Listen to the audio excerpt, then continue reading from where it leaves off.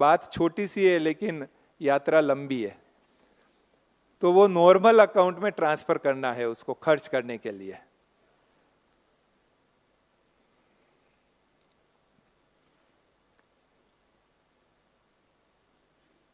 और ये तो हो गया आपको एफडी के ब्याज का खर्च करने का। अब एंट्री का आता है कि कनेक्ट वन में एंट्री भी तो करनी है आपको। जब कॉर्पस डोनेशन आया उसकी भी एंट्री करनी है, बैंक में जमा किया कॉर्पस अकाउंट में उसकी भी एंट्री करनी है, फिर उसको एफडी बनाई उसकी भी एंट्री करनी है, एफडी जब मैच्योर हुई खाते में जमा हुई उसकी भी एंट्री करनी है। ये सारी एंट्रीज आपको करनी है। तो कैसे पता लगेगा कि ये कॉर्पस वाला है या ये नॉर्मल है, उसको डिफरेंशिएट कैसे करेंगे? तो उसके लिए हमने एक टिक सिस्टम बनाया है। जैसे एफसीआरए जहां पर भी है, फॉरेन के अकाउंट जिन सेंटर्स को खोल के दिए हुए हैं उनको नीचे एक टिक करने के लिए सिस्टम बना के दिया है। जब वो टिक करते हैं तो वो अलग से रिपोर्ट आ जाती है कि ये फॉरेन से रिलेटेड ट्रांजैक्शन का है पूरे। ऐसे ही कॉर्पस के लिए अब एक टिक आ जाएगा आपके वहां कनेक्ट वन में। तो जैसे ही कॉर्पस डोनेशन आया उसकी एंट्री करते हैं तो आपको वहां टिक करना है ताकि आपको पता लगे कि हाँ ये कॉर्पस डोनेशन आया है। जब हम रिपोर्ट लेंगे मधुबन लेवल पर ऑल इंडिया की, तब उसमें टोटल कॉर्पस की लिस्ट आ जाएगी, इतना कॉर्पस है। और जो हमें 31 मई को फॉर्म 10 बीडी भरना है उसमें कॉर्पस की रकम अलग लिखनी पड़ती है।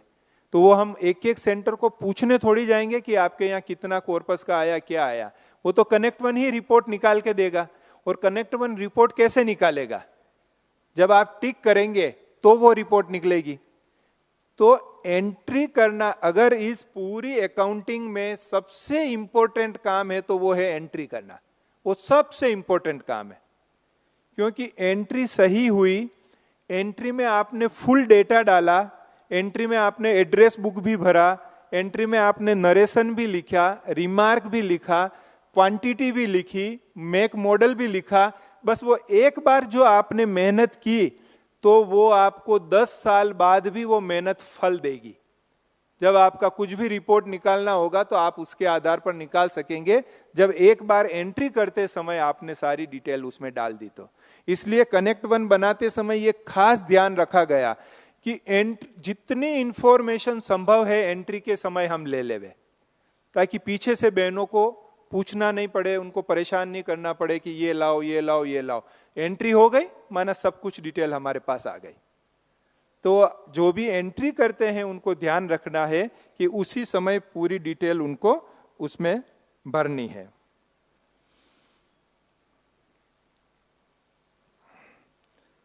अगर आपको इस वर्ष में भी, अब तो 5 दिन ही रहे हैं, लेकिन अगर आप कॉर्पस लेना चाहते हो तो अभी ही बैंक अकाउंट आप खुलवाना होगा, ये आपको ध्यान में रहे। तो आप यहीं पर कॉर्पस का फॉर्म भर दीजिए, बैंक अकाउंट के लिए रेजोल्यूशन का फॉर्म भर दीजिए, हम आपको रेजोल्यूशन देंगे तो आपका बैंक अकाउंट एसबीआई और बीओबी में तो यहीं खुल जाएगा, हम आपको ट्रांसफर कर देंगे, आप उसमें कॉर्पस ले सकते हैं। लेकिन अगर इस साल में अभी 5 दिन के लिए ऐसा कॉर्पस लेने का आपका कोई प्लान नहीं है तो फिर आप छोड़ दीजिए, फिर नए साल में आप अकाउंट खोलिए अगर आपको कॉर्पस लेना है तो। लेकिन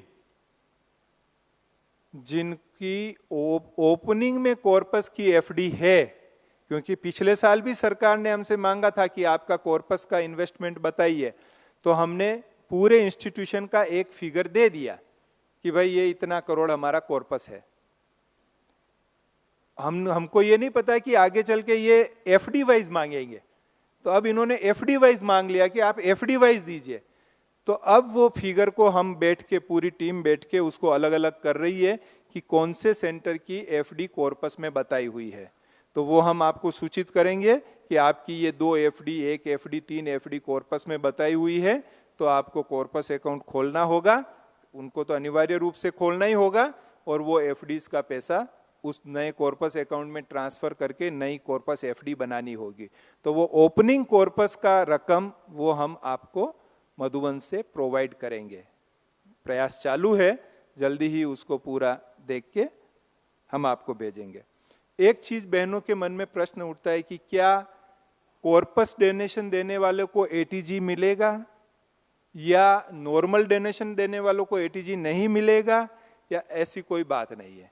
जो अपना trust, foundation, society, Shri Shiv आध्यात्मिक, मानव कल्याण, रेडियो मधुबन, इनमें जो भी सहयोग करेगा उनको एटीजी मिलेगा। सीएसआर वाले को एटीजी नहीं मिलता है, लेकिन नॉर्मल या कॉर्पस दोनों देने वालों को एटीजी मिलेगा।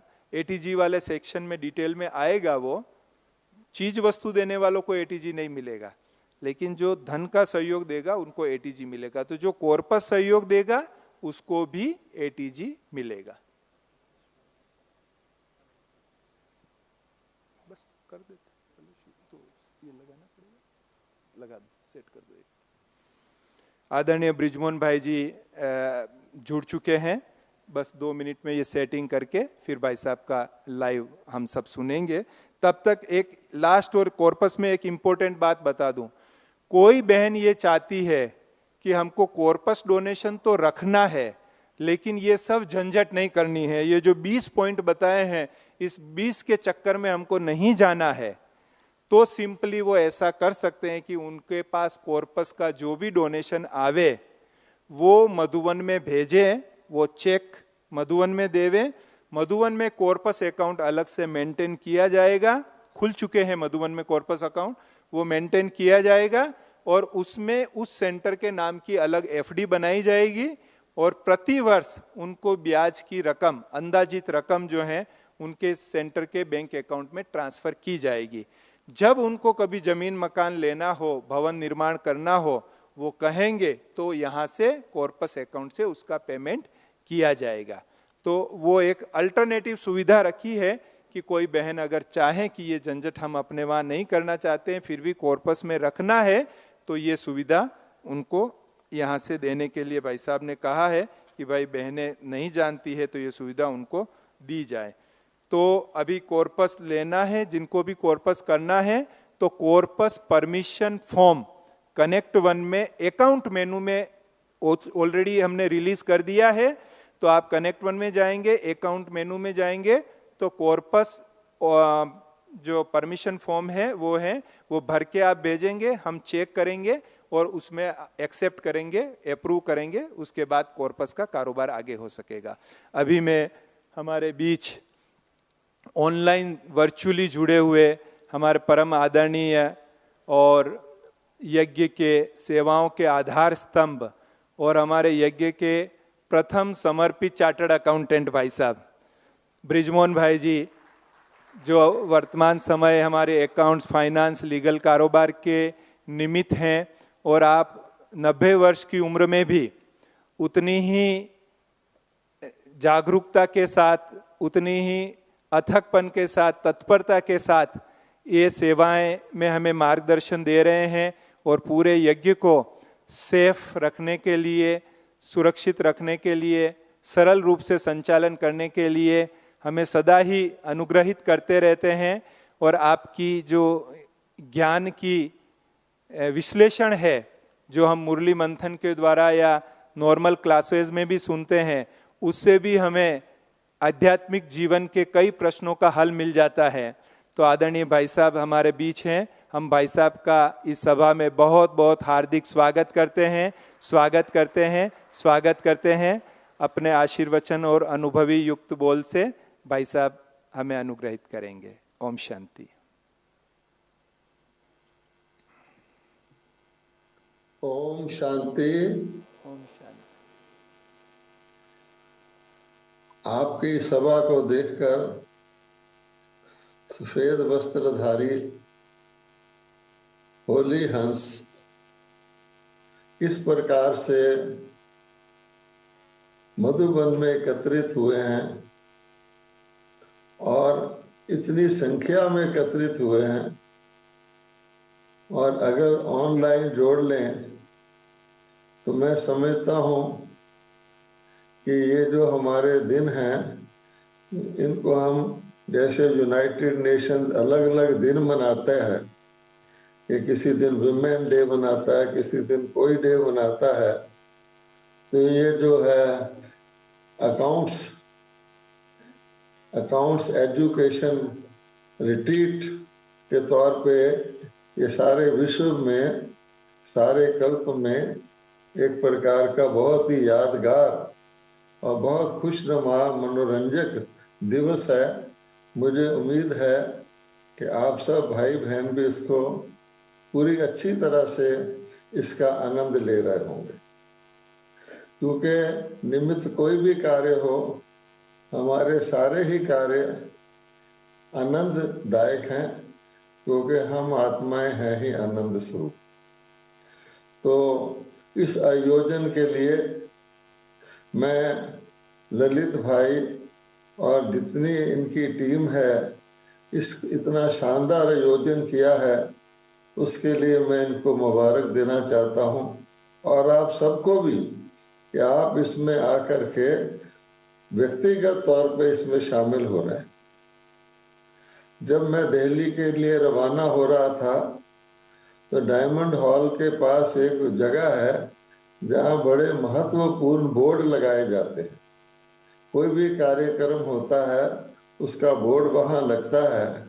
तो पहली बार मैंने इतना शानदार, इतना बहुत ही रॉयल और बहुत सिंपल बोर्ड जब मैंने इस अकाउंट्स एजुकेशन रिट्रीट का देखा तो मेरा दिल खुश हो गया कि वाह, देखो ऐसा भी बाप दादा ऊपर से देखकर कितने प्रसन्न हो रहे हैं। बाकी हम सब तो जानते ही हैं, कोई बहाना मिल जाए, कोई कारण मिल जाए, मधुबन आने का तो हर एक का दिल करता है। आम के आम गुठलियों के दाम।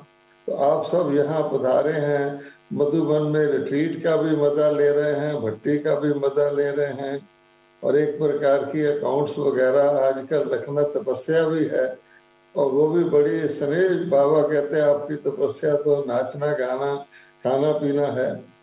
मैं इसकी दिनचर्या को देखा तो दिनचर्या भी इसकी बहुत ही बढ़िया है, जिसमें के एक प्रकार का रिट्रीट का ही प्रोग्राम रखा गया है। उसके बीच बीच में थोड़ी थोड़ी अकाउंट्स की बातचीत हो रही है। बाबा के बच्चे तो मुस्कुरा रहे होंगे कि वाह, ये दिन भी हमें देखना था कि हमें आकर के इस कलयुगी दुनिया के अकाउंट्स के लिए नीचे आकर के अकाउंटिंग और काउंटिंग में आना पड़ेगा, क्योंकि हमारे जो सुख संपत्ति की विश्व है उसमें तो काउंटिंग हो ही नहीं सकती, ना अकाउंटिंग होती है। वहाँ तो काउंटलेस सब चीज होती है। और बाबा ने कहा ही है कि 2 युग के लिए, सुख धाम के लिए सबसे बड़ी आवश्यकता होती है संपत्ति की।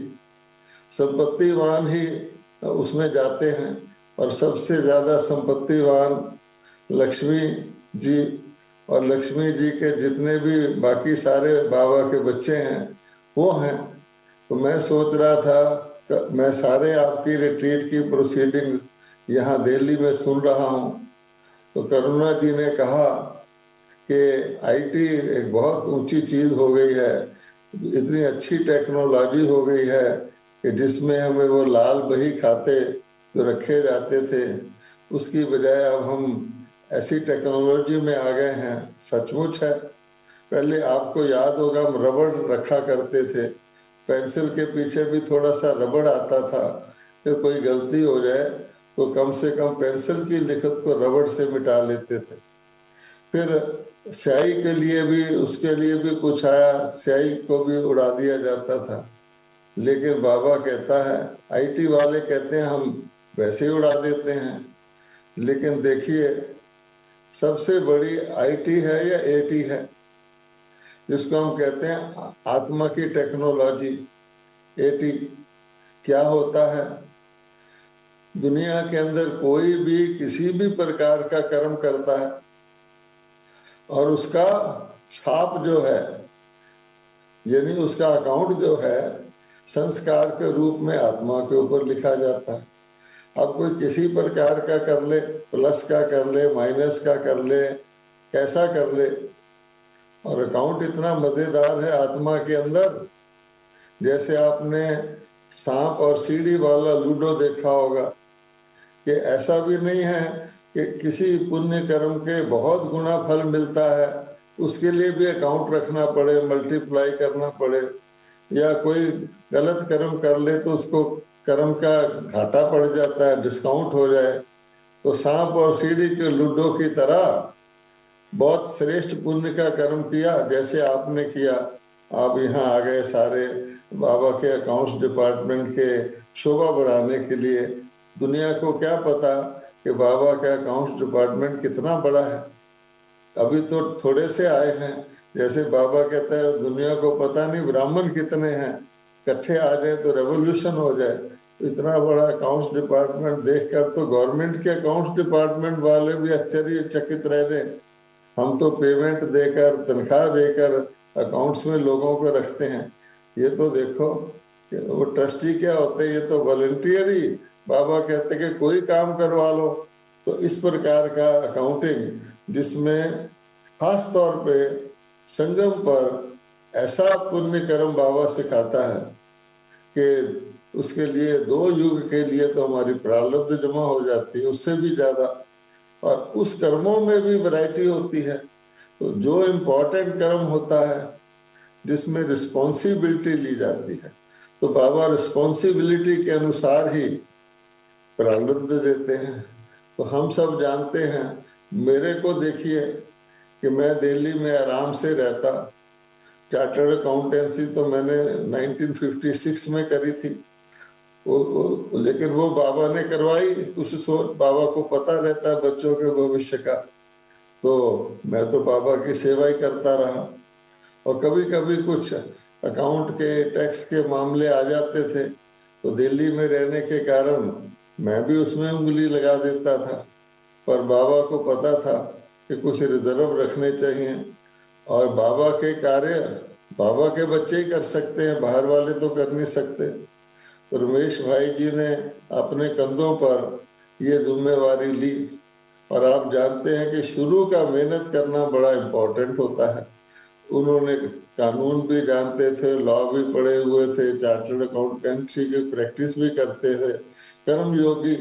तो बाबा कहते हैं कि हम सब भी कर्म योगी हैं। कई समझते हैं बीके लोग तो बस भाषण करते हैं, सेंटर चलाते हैं।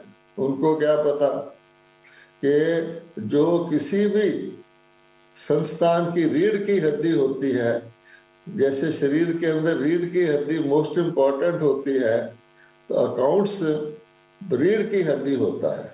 दुनिया के अंदर इतिहास है कि बहुत बड़ी बड़ी, बहुत अच्छी अच्छी चलने वाली कंपनियां अकाउंट्स में थोड़ा बहुत कमी होने के कारण आज वो है ही नहीं दर, क्योंकि रीढ़ की हड्डी ना रहे तो क्या हो जाए। रीढ़ की हड्डी का तो एक आध मन का बिगड़ जाए तो व्यक्ति बेड पर हो जाता है।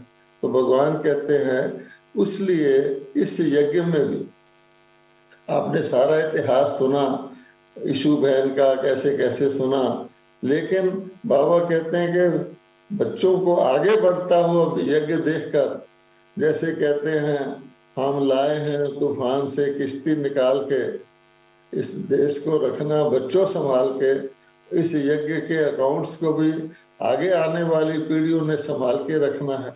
तो बाबा कहते हैं फाउंडेशन बहुत पक्की है।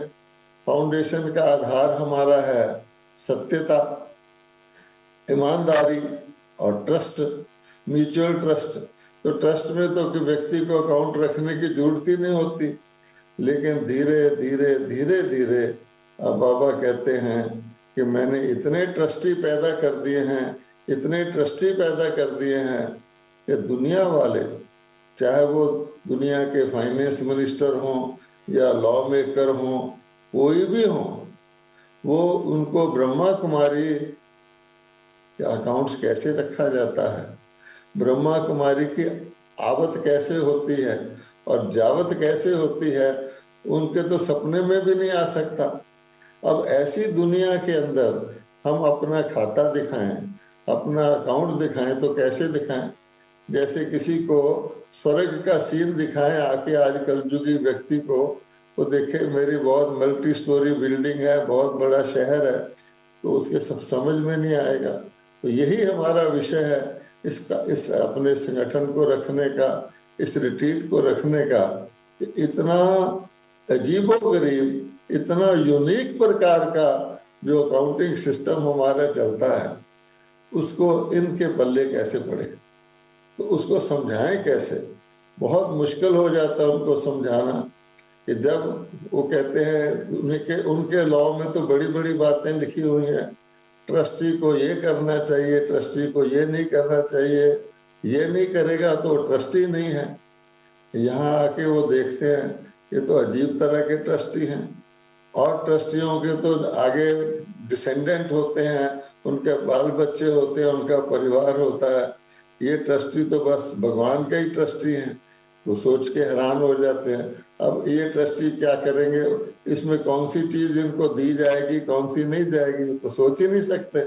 इसलिए जब ऐसी परिस्थिति हो कि हमारा वंडरलैंड है और अकाउंट्स भी हमारे वंडर तरह के हैं, हमारा सिस्टम भी पारिवारिक सिस्टम है, और दुनिया नहीं जानती है कि हमारे भारत में तो गुप्त दान को, जो बाएं हाथ का दिया हुआ दाएं हाथ को ना पता लगे, उसको बहुत श्रेष्ठ माना जाता है। कोई भी बीके अपना नाम कुछ यज्ञ में आर्थिक सहयोग भी देना हो तो अपना नाम दे, वो तो बहुत गलत फील करता है। ऐसी स्थिति में दुनिया वालों को अकाउंट्स दिखाना बड़ा मुश्किल काम। इसलिए बाबा कहते हैं मेरे बच्चों के लिए तो सब हुआ ही पड़ा है। आप देखिए कि ब्रह्मा कुमारी संस्था को एजुकेशनल इंस्टीट्यूशन बनवाना सिर्फ बाबा ही बनवा सकता है दुनिया के हिसाब से। उनको पता है क्या कि 2 पेज की मुरली एजुकेशन होती है, और 2 पेज की मुरली में पहले दिन वाला स्टूडेंट भी और लास्ट दिन वाला स्टूडेंट भी पढ़ रहा है, और 2 पेज की मुरली को किसी दिन रिवाइज कर लो तो भी वो कोर्स के अंदर आ जाती है। ऐसी एजुकेशन को, और फिर इसमें फीस क्या, भगवान कहता है मुझे क्या फीस दोगे, मुझे परम धाम से आने का एक बार का किराया ही दे दो। तो ऐसी संस्था को एजुकेशनल इंस्टीट्यूशन गवर्नमेंट रजिस्टर कर ले। पहले तो गवर्नमेंट वालों का दिमाग ही फेल था, वो कहते थे भाई यहाँ ना टीचर है, ना क्लास है, ना कोई कोर्स है, ना कोई फीस है, ये एजुकेशन कैसी है, हमारे तो बुक्स में नहीं आती है एजुकेशन। फिर भी बाबा का कमाल है, तो बाबा ने ब्रह्मा कुमारी को एजुकेशनल करवा दिया। अच्छा, फिर जब बाबा ने देखा इन बच्चों को अब धार्मिक संस्था की जरूरत है, जैसे कि ललित भाई आपको समझा रहे थे, तो बाबा ने फिर एजुकेशनल को फिर धार्मिक करवा दिया। जो बाबा ऐसा सब कुछ कर सकता है, उसके बच्चों के लिए और बाबा के लिए तो खेल ही लगता है। लेकिन खेल को भी ठीक तरह से खेलना है, क्योंकि जब हमारी सब चीज न्यारी है तो कम से कम कोई दुनिया वाला आए तो उसको ये लगे कि इनका जो हम लोग करते हैं उससे बहुत ऊंचा और सर्वश्रेष्ठ है। तो उसमें क्या बात आती है, जैसे हमारे यज्ञ में वैसे लोग आते हैं, कहते हैं इनका स्वच्छता बहुत है, इनका डिसिप्लिन बहुत है, इनके टाइमिंग बहुत अच्छे हैं, जिसको कहते हैं एक्यूरेसी है, किसी बात में डिले नहीं है, हम तो तुरंत दान महापुण्य मानते हैं। अब वो सारी चीजें हमारे अकाउंट्स में भी रिफ्लेक्ट होनी चाहिए।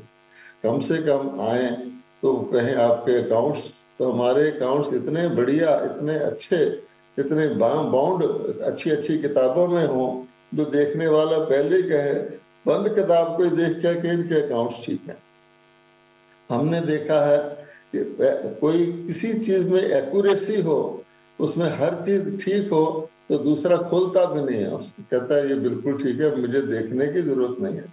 तो इसलिए बाकी चीजें तो उनके दिमाग से ऊपर की हैं, लेकिन जिसको हम कहते हैं, बाबा का एक शब्द था, कायदे में फायदा है।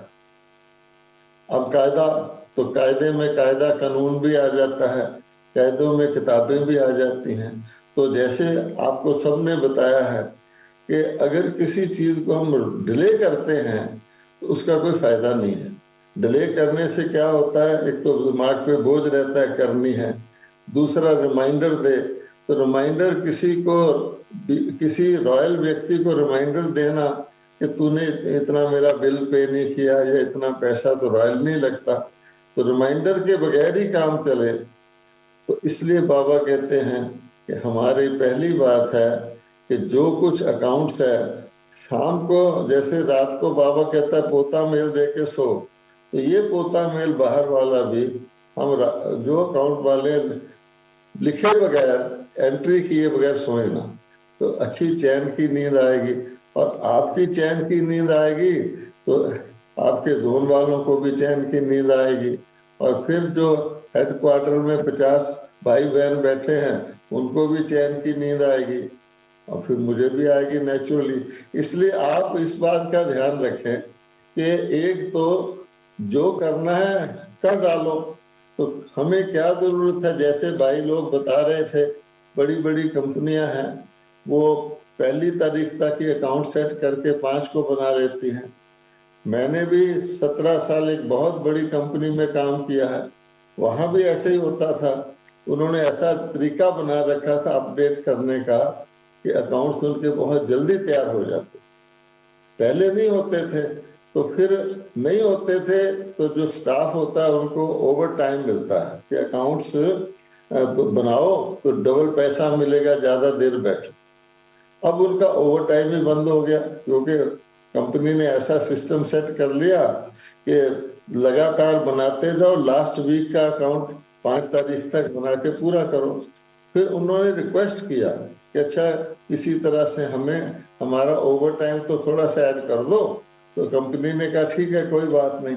तो कहने का भाव ये है, बुद्धि के ऊपर बोझ ना रहे, और कोई भी आए जहां देखेगा कि इनके अकाउंट्स अप टू डेट हैं तो वो पहले ही तसल्ली कर लेगा, कहे और दिखाएं, वो कहेगा आवश्यकता ही नहीं है। तो इसमें हमें कोई दिक्कत नहीं होनी चाहिए। दूसरी बात है एक्यूरेसी। अब एक्यूरेसी तो बाबा के बच्चों की मशहूर है, हर बात में हम एक्यूरेट हैं। तो इसलिए अकाउंट हमारे, अब तो सिस्टम जिसको कहते हैं कनेक्ट वन आ गया, उससे ज्यादा एक्यूरेसी तो है नहीं, मेहनत भी करने की जरूरत नहीं है। और जैसे आपको बताया गया, इस कनेक्ट वन को मुझे जहां तक पता है कि बड़ी बड़ी अकाउंट्स की एसोसिएशन में इसको पेश किया गया और उन्होंने इसकी तारीफ की है। ये वंडरफुल तरह का एक सिस्टम है। इतने सारी संस्थाओं का दुनिया के अंदर इस सेंटरों का इकट्ठा करना, ये बीके ही कर सकते हैं और बाबा ही करवा सकता है। जैसे आपको पता है कि हमारे यज्ञ की कितने सारे विदेशों में ब्रांच हैं, कितने सारे भारत में हैं। कोई दुनिया की ऐसी ताकत नहीं, ऐसी कोई बुक बना दे जो इतने सारे भिन्न भिन्न देशों के भिन्न भिन्न लॉ के होते हुए भी एक ऐसी बुक बना दे जो सबको लागू हो। यूनाइटेड नेशन नहीं बना सकता, पर ब्रह्मा कुमारी ने बनाया हुआ है एक ऐसा शानदार, जिसको हम कहते हैं कि अपने आपसी बर्ताव का एक बुक बनाया हुआ है। लेकिन उसमें ये लिखा हुआ है कि हर देश का कानून पहले होगा, उसके बाद हमारी बुक लगेगी। इसी प्रकार से हम भी कहते हैं इस दुनिया के भी जितने कायदे कानून हैं, जितने भी टाइट होते जाएं, जितने भी टाइट होते जाएं, लेकिन जिसका बेसिक सिस्टम एक्यूरेट है, आपकी फाउंडेशन एक्यूरेट है, ऊपर आप जितनी मंजिलें मर्जी चढ़ा सकते। तो मैं तो आप सबको बहुत मुबारक देना चाहता हूँ कि आप सबने इंटरेस्ट लिया। इससे पता लगता है कि समय की पुकार, जैसे कहा जाता है call of the time, call of the time पे जो कॉल ऑफ द टाइम को रिस्पॉन्ड करे, बाबा उसको कहता है कि वाह मेरे बच्चे। तो हम देख के खुश हो रहे हैं, इतना इंटरेस्ट लेकर कि नई नई चीज इसमें क्या आई है, उसको कैसे ऐड करें। तो जैसा कि आपको भाई जी ने बताया है कि बहुत आसान है अगर उसको हम आसान ले लें। जैसे बाबा कहता है हमारा ज्ञान सहज से सहज है, मुश्किल से मुश्किल है। मोहिनी बहन भी कह रही है वही धन लक्ष्मी है, वही धन माया है। ये तो पासा देखने का दृष्टिकोण की बात है। इसलिए मैं ज्यादा आपको लेक्चर करने नहीं आया, सिर्फ आपको मुबारक देना चाहता था। बाकी हमारे, मुझे देखकर बहुत खुशी हो रही है कि जैसे बाबा ने अपने ब्राह्मण बच्चों को सारी दुनिया से चुन चुन करके बच्चे बनाया है, आखिर भगवान है। इसी प्रकार से अकाउंट्स डिपार्टमेंट में भी ना सिर्फ हेडक्वार्टर में, ये चुन चुन कर दुनिया में अगर ये लोग जाए तो पता नहीं बहुत बहुत बड़ी बड़ी कंपनियां चलाएं, ये कंपनियों के ऑडिट करें, एक एक के अंदर इतना कूट कूट के।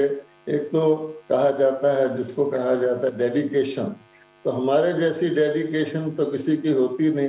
कभी हमारे बीके भाई बहनों ने, मैंने देखा, कभी दिन रात लगा के भी कोई काम आता है उसको करके जब पूरा ठीक होता है तो खुश होते हैं। इन्होंने इतने एडवाइजर रखे हुए हैं और कोई भी एडवाइजर फीस नहीं लेता ब्रह्मा कुमारी से। आप देखिए, ये भी बड़ी अच्छी बात है। बड़े बड़े टॉप एडवाइजर जो गवर्नमेंट को एडवाइस करते हैं, इंटरनेशनल लेवल के एडवाइजर, वो हमको राय देते हैं।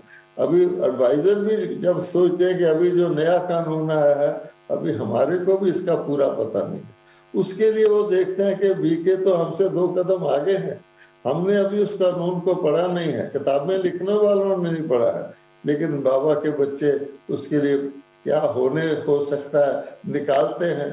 और कई बार तो एडवाइजर खुश होते हैं कि हमारा भी ध्यान नहीं था इस बात पे। कमाल है आप लोगों की, आप किस मिट्टी के बने हुए हो उनको मालूम नहीं है। इसलिए बहुत बहुत मुबारक हो।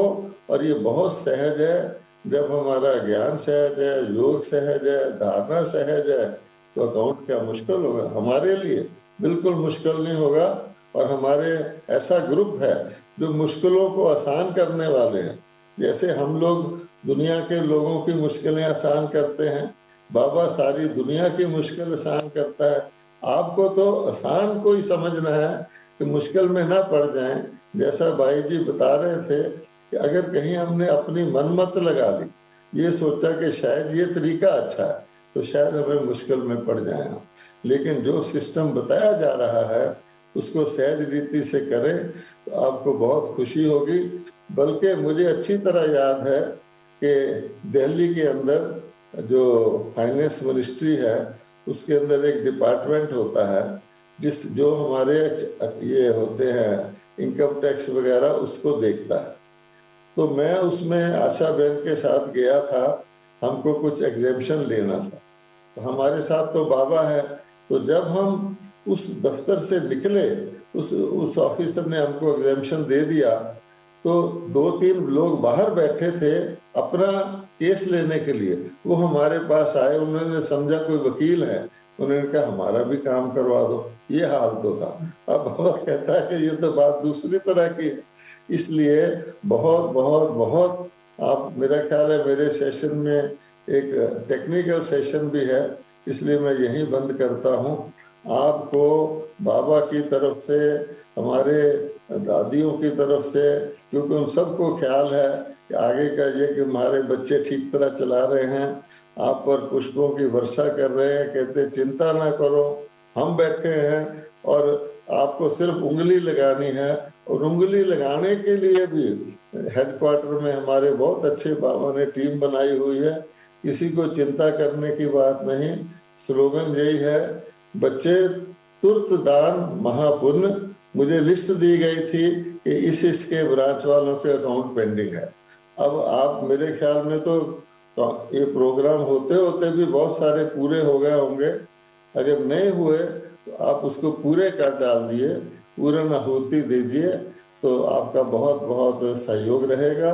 सबको बहुत बहुत मुबारक हो, मुबारक हो। ओम शांति, ओम शांति। ओम शांति। आदरणीय भाई साहब को सभी की ओर से बहुत बहुत धन्यवाद देते हैं, जो आपने अपने व्यस्त शेड्यूल में से भी समय निकालकर हमें मार्गदर्शन दिया और आशीर्वचन दिया। और हम सभी विश्वास दिलाते हैं कि यज्ञ के इस महत्वपूर्ण, कॉन्फिडेंशियल और इम्पोर्टेंट कार्यभार को सभी सुचारू रूप से सहयोग देकर चलाएंगे। थैंक यू भाई साहब। Thank you. बाकी अभी ये सेशन यही हम पूरा कर रहे हैं। आपको BK accounts question answer group में कुछ हमने पोल भेजे हैं, क्विज भेजी हैं, उसका जवाब आप देना जो कॉर्पस से संबंधित हैं। बाकी के प्रश्न उत्तर भी आपके होंगे, उनको भी हम फिर रिप्लाई करेंगे। और जैसा भाई साहब ने बताया कि अकाउंट्स हमें समय पर पूरा करना है, कोई बहाना नहीं करना है, क्योंकि कोई न कोई बहाना किसी न किसी रूप में मिल जाता है, पर हमें समझकर पूरा करना है। मुझे एक बात याद आ